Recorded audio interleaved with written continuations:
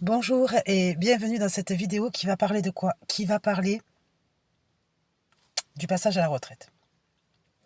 Passage à la retraite en France, donc qui passe de 62 à 64. Bien sûr, les gens se révoltent, ne veulent pas le passage à 64.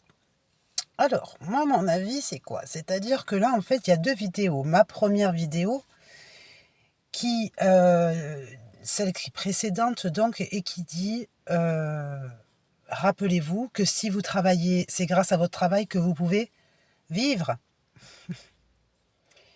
Mais pas que. Aussi, j'avais parlé des phobies.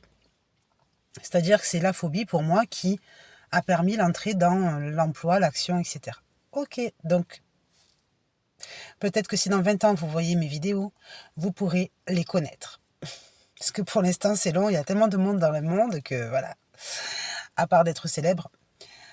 Donc cette vidéo est une autre version. Cette vidéo en fait c'est à la suite d'un commentaire. Donc ce que je suis en train de dire n'aura peut-être plus effet dans 20 ans parce que ça sera déjà passé. Mince. Mais c'est pas grave. Donc on est à l'époque de...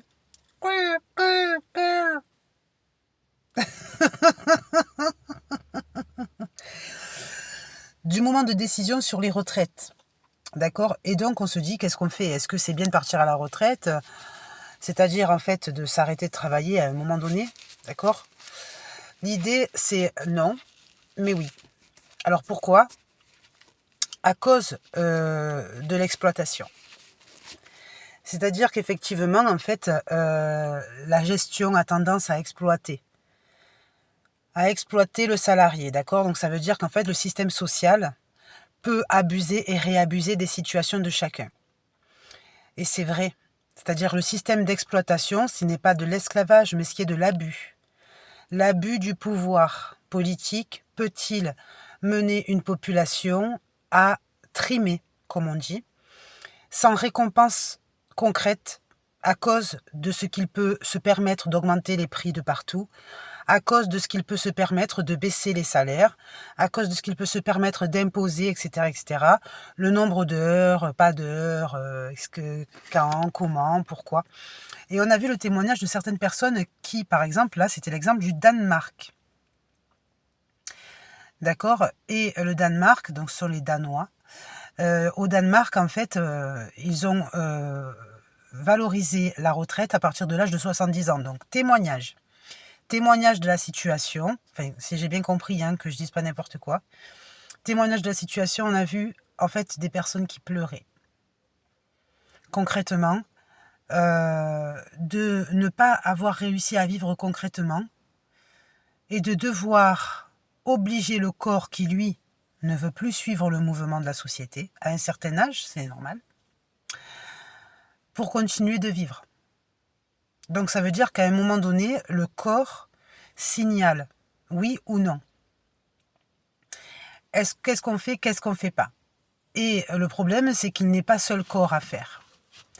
D'accord? Et quand on se rend compte du nombre de places qui existent dans la société, franchement, c'est vrai, il faut laisser la place aux jeunes. Il y a des vérités. D'accord? Si par exemple on dit, voilà, il y a une population, et puis il y a de la prise d'âge, etc., faut se mettre à la retraite, les gars. Regardez, moi, c'est comme si par exemple j'étais en train de dire, voilà, j'ai coupé mes cheveux aujourd'hui. J'ai de la chance, je pense que ça me va bien. Je dis les choses direct. J'avais les cheveux plus longs et en fait on m'a dit, bon vous savez, à partir d'un certain âge, donc je suis pas très vieille, j'ai 40 ans. D'accord? Mais on m'a dit quand même, à partir d'un certain âge, les cheveux longs, etc. J'ai fini par l'accepter. D'accord? Je me suis dit, ouais, ok, on va faire ça, on va couper et tout. Ok, donc c'est une adaptation.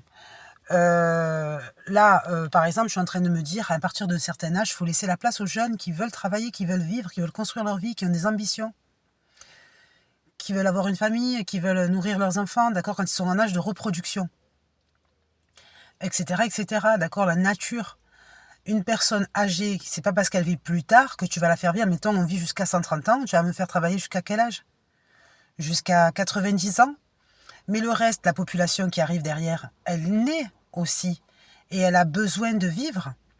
Donc le nombre de places dans les entreprises, il n'est pas évident. Se battre pour l'obtention d'un poste, c'est pas facile. Donc on se dit, est-ce qu'à un certain âge, on se sentirait capable d'être actif? Réponse, il y a des personnes âgées qui font même du bénévolat. Donc il y a des personnes âgées qui sont peut-être plus dynamiques que des jeunes, qui prennent le vélo, qui font du sport, qui font plein d'activités. Mais la vie n'est pas la même pour tous. Et malgré les compétences, il faut quand même comprendre qu'on n'est pas seul. D'accord? Donc, ça veut dire qu'il faut laisser la place à la jeune génération. Alors, quand on dit, ouais, dans un pays, par exemple au Danemark, il n'y a que des Danois, en France, il n'y a pas que des Français. Donc, ça voudrait dire quoi? Laisser la place à qui? Qui a le plus d'enfants? Qui a le plus... Franchement, je pense qu'on est plutôt sur ce sujet. D'accord? On est plutôt sur ce sujet. C'est-à-dire qu'en fait, à mon avis, c'est pas une attaque contre le français. C'est pas une intégration envers le système européen qui est abusif. D'accord? C'est plutôt, à mon avis, un principe par la réalité de l'intégration de l'immigration. L'augmentation des prix, etc., etc. Mais franchement, je suis en train de me rendre compte, il y a beaucoup de choses qui sont accusatrices, mais camouflées. D'accord? Donc ça veut dire que le français, il a toujours eu ses droits. Il les a toujours réclamés. D'accord? Mais là, par exemple, dans le cadre des manifestations, il s'associe à qui? Au phénomène européen. Quand on regarde la réalité, on dit, mais attends, mais normalement, en Danemark, ils font pas 100 000 enfants, sauf quelques familles rares. D'accord? Donc ça veut dire que, quoi qu'il en soit, il faut quand même laisser la place aux jeunes. Je veux dire, pour vivre. Donc la retraite est-elle importante? Réponse, oui. Non pas pour la personne elle-même, mais parce qu'on doit savoir laisser sa place. À un moment donné, arrivé à un certain âge, il faut faire du turnover, quoi. C'est obligatoire. D'accord? Donc il faut comprendre qu'on n'est pas seul. On n'est pas en train de dire je pense à combien je gagne, je pense à est-ce que je pourrais aller m'acheter des céréales le matin. Il faut essayer que la personne âgée réussisse à développer. Il faut créer un système pour la personne âgée spéciale. C'est-à-dire qu'elle passe à la retraite, oui, mais avec des possibilités si elle en a envie et si elle le peut. Par exemple, faire du temps partiel en plus du droit de la retraite. Par exemple, faire son propre système, d'accord? Il faut créer un autre univers. Voilà, qui concerne le financement de la personne âgée, qui n'est pas que la retraite. La retraite, ça doit être, à mon avis, un laisser-passer. Voilà, ok? Donc tout ça, ça revient au même. Ça veut dire qu'en fait, la retraite s'appelle je laisse passer. Je laisse ma place, d'accord? Souvent, ils le disent ça, chez les fonctionnaires surtout. Ils disent, voilà, s'il part à la retraite, ça veut dire qu'il y aura de la place. Ok, tu dis donc, la retraite à un certain âge, ça veut dire, ok, j'ai atteint un certain seuil, je laisse passer. Pourquoi je vais bloquer la génération qui a envie de travailler? Parce que pas toutes les entreprises embauchent le monde entier, hein. Il y a des places, c'est limité. Donc, comme j'ai dit, ça remet en question l'histoire de l'intégration, etc., etc. Que la compétence se joue, d'accord, de compétition, de concurrence et de tout ce qu'on sait dans le monde du commerce.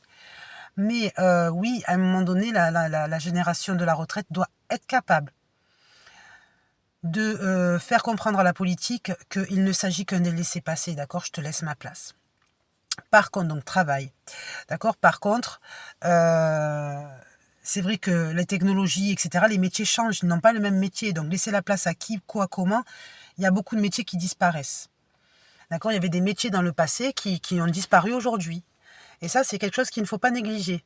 Pourquoi? Parce que l'univers nouveau qu'ils peuvent recréer, ça peut faire partie de ce monde. Un exemple, hein, d'accord? C'est-à-dire qu'il est disparu et allait où? C'est-à-dire qu'en fait, il n'existe plus parce que la nouvelle technologie, parce que la multimédia, parce que ci, parce que ça. Il y a des mentalités qui ont changé, il y a tout qui a changé. Donc ça veut dire que ce phénomène de changement peut être du monde des retrouvailles. D'accord? Savoir se retrouver, le monde de la retraite. D'accord? C'est le savoir se retrouver avec soi-même, avec son temps, avec sa vie, avec ses... etc. etc. Mais oui, il faut laisser la place aux jeunes, moi je dirais. Après, il y a trop de sujets qui tournent autour de quelque chose qui pourrait devoir tout remettre en question. Exemple, l'intégration de l'étranger dans un pays. Exemple encore, les compétences de certains. Exemple encore, l'évolution dans le temps, les différentes mentalités. Exemple encore, qui est prêt, qui n'est pas prêt. Et le gouvernement, comment peut-il suivre? Donc à ce moment-là, je dirais que les gouvernements qui abusent de ce que la société peut faire, c'est qu'à mon avis, ils n'en maîtrisent pas du tout la situation.